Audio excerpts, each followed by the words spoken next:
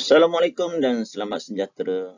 Berjumpa untuk kita mempelajari Bahasa Melayu tahun 6. Tajuknya iaitu Balai Raya Muhibah. Objektif yang ingin dicapai pada hari ini, cikgu mengharapkan anak murid dapat menyenaraikan pelbagai kata majmuk yang terdapat dalam surat berdasarkan kemahirannya iaitu kemahiran tata bahasa. Mari kita baca dan fahami buku teks Bahasa Melayu tahun 6, tajuknya Balai Raya Muhibah. Sebagai setiausaha Persatuan Penduduk, Bapa Izzah telah menulis sepucuk surat untuk memohon sumbangan keuangan. Suratnya adalah surat rasmi. Surat rasmi dengan surat tidak rasmi amat berbeza. Cuba lihat contoh surat rasmi ini.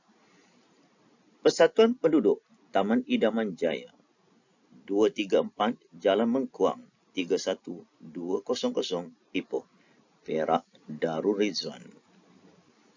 Garisan pemisah. Seterusnya, pengarah urusan Syarikat Limau Kasturi, Jalan Merah Saga, 31200 Ipoh, Perak, Darul Rizwan. Itu adalah alamat penerima. Yang pertama tadi ialah alamat pengirim. Seterusnya kita tengok hujung sekali adalah tarikh surat itu ditulis. 15 Mei 2020. Mei itu adalah semua huruf besar. Seterusnya kata panggilannya tuan. Yang ni pula tajuk dia. Tajuk huruf pertama bagi setiap perkataan adalah huruf besar. Contoh, permohonan sumbangan keuangan pembinaan Balai Raya Muhibah. Kalau kamu tengok, PSKPBRM. Setiap huruf pertama adalah huruf besar. Ataupun kita boleh semua huruf besar. Okey, ini pendahuluan dia. Dengan segala hormatnya, saya merujuk perkara di atas. Dia tak ada nombor 1, dia terus nombor 2. Dengan sukacitanya dimaklumkan bahawa Persatuan Penduduk Taman Idaman Jaya berhasrat untuk membina sebuah balai raya. Kemudian ini akan dibina di tanah wakaf hak milik seorang penduduk tempatan. Beliau yang berjiwa besar berharap agar pembinaannya dapat memperkukuh semangat perpaduan. Nombor 3. Pihak persatuan memerlukan balai raya ini untuk menjalankan pelbagai aktiviti perpaduan yang melibatkan pelbagai kaum. Antaranya termasuklah mesyuarat, rumah terbuka, hari raya perayaan dan urus niaga persatuan. Dan isi yang keempat, kami amat berbesar hati sekiranya pihak tuan bermurah hati untuk menghulurkan sumbangan.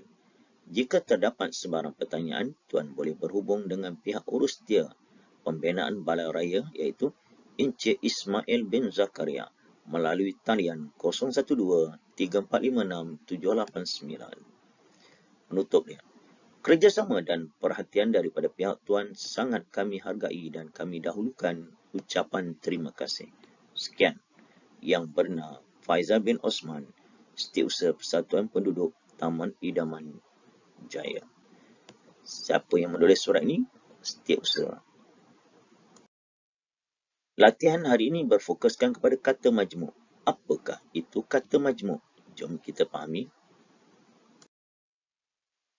Kata majmuk ialah hasil rangkai dua kata atau lebih.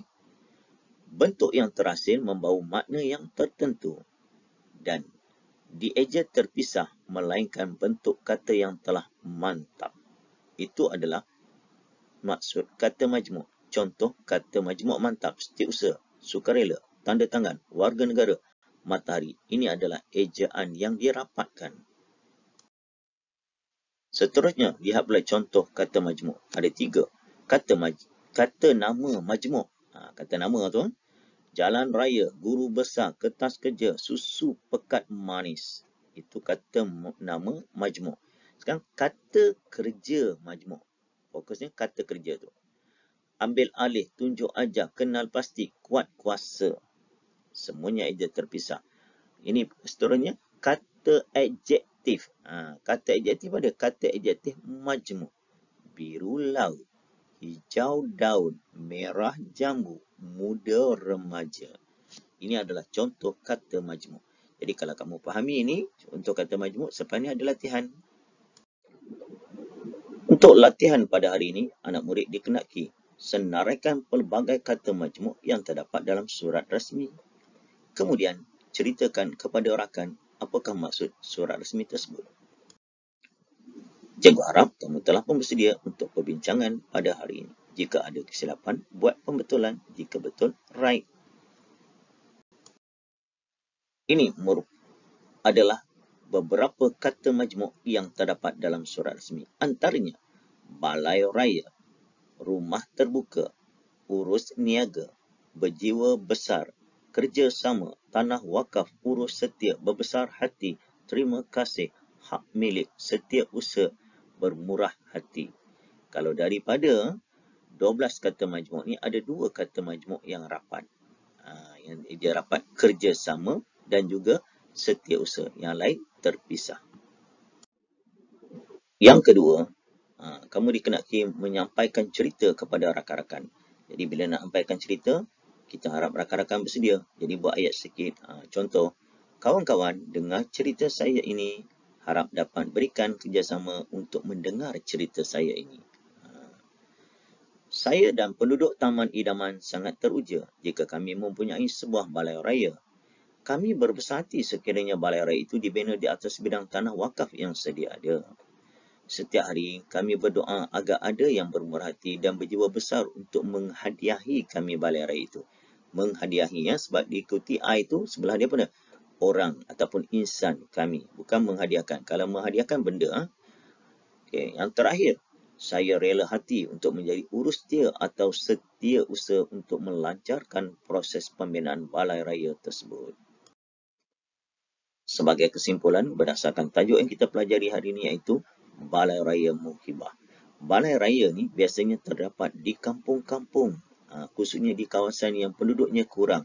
Mereka memerlukan balai raya untuk tempat berkumpul, majlis kenduri kendara, mesyuarat dan sebagainya. Manakala di bandar, biasanya ada dewan orang ramai dan sebagainya. Itu saja perkongsian cikgu pada hari ini. Kita jumpa lagi. Terima kasih kepada anak-anak murid yang masih bersama cikgu. Bye semua.